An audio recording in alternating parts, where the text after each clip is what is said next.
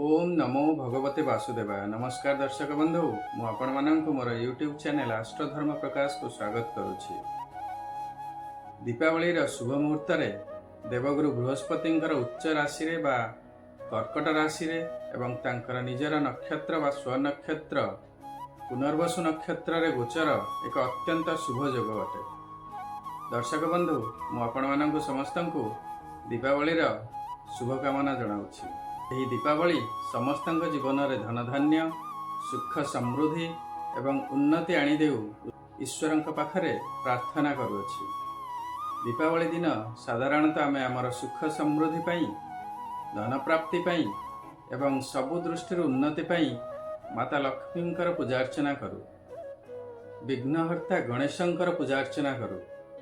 ଧନ ପ୍ରାପ୍ତି ସହିତ ଧନ ଯେପରି ଘରେ ରହିବ ବା ଧନ ବୃଦ୍ଧି ହେବ ସେଥିପାଇଁ କୁବେରଙ୍କର ପୂଜା ଅର୍ଚ୍ଚନା କରୁ। ବିଦ୍ୟା ବୁଦ୍ଧି ଏବଂ ଜ୍ଞାନର ବୃଦ୍ଧି ପାଇଁ ମାତା ସରସ୍ୱତୀଙ୍କର ପୂଜା ଅର୍ଚ୍ଚନା କରୁ। ଜ୍ୟୋତିଷ ଶାସ୍ତ୍ର ଅନୁସାରେ ଏହି ସମସ୍ତର କାରକ ଗ୍ରହ ହେଉଛନ୍ତି ଦେବଗୁରୁ ବୃହସ୍ପତି।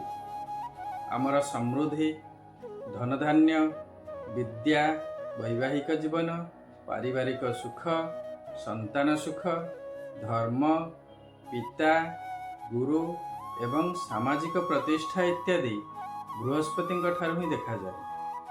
ठीक दीपावली शुभ मुहूर्त पूर्व देवगुरु बृहस्पति कर्कट राशि रे बा तांकर उच्च राशि रे एवं तांकर स्वनक्षत्र पुनर्वसु नक्षत्र रे गोचर करिबा एक अत्यंत शुभ योग अटे। वर्तमान बृहस्पति अतिचारी गति करुछंती। कहा जाए अतिचारी अवस्था बृहस्पति प्राय समस्त राशि पाई शुभ फल प्रदान करिथांती। किंतु वर्तमान मु जो 6 गोटी राशि विषय कहिबी सेमानंकर एही दीपावली ठारू धन वर्षार समय आरंभ हेउछि।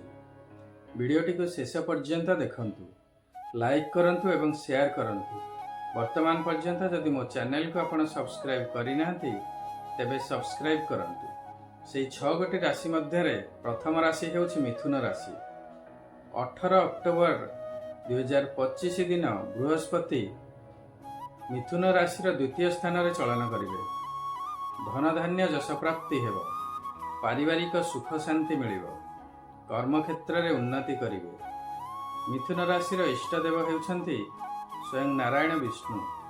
तेणु दीपावली दिन अवसर रे आपण लक्ष्मी, गणेश, कुबेर एवं सरस्वती सहित प्रभु नारायणंकर मध्य पूजा अर्चना करिवे। विष्णुंकर बीज मंत्र हेउछि ओम नमो भगवते वासुदेवाय। दीपावली दिन संध्या बेले आपण गोटे माला विष्णुंकर बीज मंत्र निश्चय जप करिवे। माता लक्ष्मी एवं प्रभु नारायणंकर कृपा प्राप्ति हेबो। द्वितीय राशि हेउछि कर्कट राशि। बृहस्पति कर्कट राशि रे अवस्थान करिवे। स्वास्थ्य भल रहिबो, संतान सुख मिलिबो, विद्या शिक्षा रे उन्नति करिवे, वाणिज्य व्यवसाय रे उन्नति करिवे, धन वर्षा हेबो। कर्कट राशि रे इष्ट देवता हेउछंती प्रभु शिव बा महादेव। तेणु दीपावली रे शुभ अवसर रे आपण लक्ष्मी, सरस्वती, गणेश, कुबेरंक सहित प्रभु शिवंकर मध्य पूजा अर्चना निश्चय करंतु। शिवंकर बीज मंत्र ओम नमः शिवायर गोटे माला निश्चय जप करिवे। अत्यंत शुभ फल प्राप्ति हेबो। तृतीय राशि हेउछि कन्या राशि। कन्या राशि एकादश स्थान रे बृहस्पति चलन करिवे। धन धान्य, यश प्राप्ति, गो, जाया, जमी एवं गृह प्राप्ति हेबो। संतान सुख मिलिबो, विद्या लाभ हेबो, वाणिज्य व्यवसाय रे उन्नति करिवे। कन्या राशि इष्ट देव हेउछंती विष्णु बा नारायण। तेणु आपण दीपावली दिन लक्ष्मी नारायणंकर पूजा अर्चना करिवे। लक्ष्मी एवं नारायणंक सहित आपण गणेश, कुबेर एवं सरस्वतींकर पूजा करिवे। विष्णुंकर बीज मंत्र हेउछि ओम नमो भगवते वासुदेवाय। यार गोटे माला निश्चय जप करिवे। अत्यंत शुभ फल प्राप्ति हेबो। चतुर्थ राशि हेउछि बिच्छा राशि। बिच्छा राशि नवम स्थान रे बृहस्पति चलन करिवे। धन प्राप्ति हेबो, भाग्य रे उन्नति हेबो, जमी, गृह, जानवाहन प्राप्ति हेबो। ବାଣିଜ୍ୟ ବ୍ୟବସାୟରେ ଉନ୍ନତି ହେବ, ସନ୍ତାନ ସୁଖ ପ୍ରାପ୍ତି ହେବ। ବିଛା ରାଶିର ଅଧିପତି ଗ୍ରହ ହେଉଛନ୍ତି ମଙ୍ଗଳ ଏବଂ ମଙ୍ଗଳଙ୍କର ଇଷ୍ଟଦେବ ହେଉଛନ୍ତି ହନୁମାନ। ତେଣୁ ଦୀପାବଳି ଦିନ ଆପଣ ଅନ୍ୟ ଦେବାଦେବୀଙ୍କ ସହିତ ହନୁମାନଙ୍କର ମଧ୍ୟ ପୂଜାର୍ଚ୍ଚନା କରିବେ। ହନୁମାନ ଚାଳିଶା ନିଶ୍ଚୟ ପାଠ କରିବେ, ଅତ୍ୟନ୍ତ ଶୁଭଫଳ ପ୍ରାପ୍ତି ହେବ। ମକର ରାଶି। ମକର ରାଶିର ସପ୍ତମ ସ୍ଥାନରେ ବୃହସ୍ପତି ଅବସ୍ଥାନ କରିବେ। ଧନବର୍ଷା ହେବ, ବାଣିଜ୍ୟ ବ୍ୟବସାୟରେ ଉନ୍ନତି କରିବେ, ସ୍ୱାସ୍ଥ୍ୟ ଭଲ ରହିବ, ଯାନବାହନ, ଗୃହ, ସ୍ତ୍ରୀ ସୁଖ ପ୍ରାପ୍ତି ହେବ। ମକର ରାଶିର ଇଷ୍ଟଦେବ ହେଉଛନ୍ତି ଶିବ ଏବଂ ହନୁମାନ। ଆପଣ ଦୀପାବଳିର ଶୁଭ ସନ୍ଧ୍ୟାରେ ଅନ୍ୟ ଦେବାଦେବୀ ଯଥା ଲକ୍ଷ୍ମୀ, ସରସ୍ୱତୀ, ଗଣେଶ ଏବଂ କୁବେରଙ୍କ ସହିତ ପ୍ରଭୁ ହନୁମାନ ଏବଂ ଶିବଙ୍କର ପୂଜାର୍ଚ୍ଚନା କରିବେ।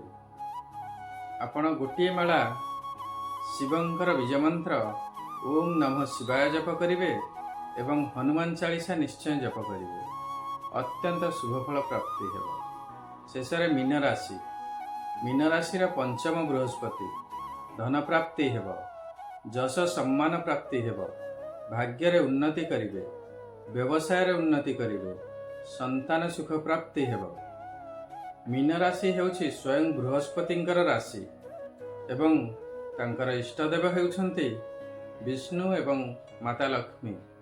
ତେଣୁ ଆପଣ ଦୀପାବଳି ଦିନ ସନ୍ଧ୍ୟା ସମୟରେ ଲକ୍ଷ୍ମୀ ଏବଂ ନାରାୟଣଙ୍କର ପୂଜାର୍ଚ୍ଚନା କରିବେ ଏବଂ ତାଙ୍କ ସହିତ ଗଣେଶ, କୁବେର ଏବଂ ମାତା ସରସ୍ୱତୀଙ୍କର ମଧ୍ୟ ପୂଜାର୍ଚ୍ଚନା କରିବେ। ବିଷ୍ଣୁଙ୍କର ବୀଜମନ୍ତ୍ର ହେଉଛି ଓମ୍ ନମୋ ଭଗବତେ ବାସୁଦେବାୟ।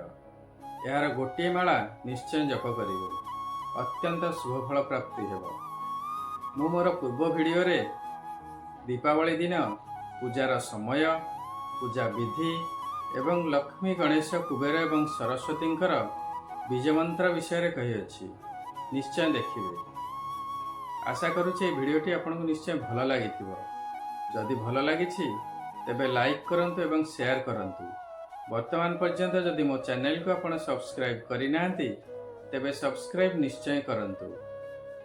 ସର୍ବେ ଭବନ୍ତୁ ସୁଖିନଃ, ସର୍ବେ ସନ୍ତୁ ନିରାମୟା, ସର୍ବେ ଭଦ୍ରାଣି ପଶ୍ୟନ୍ତୁ, ମା କଶ୍ଚିତ୍ ଦୁଃଖଭାଗ୍ ଭବେତ୍। ଓମ୍ ନମଃ ଶିବାୟ। ନମସ୍କାର।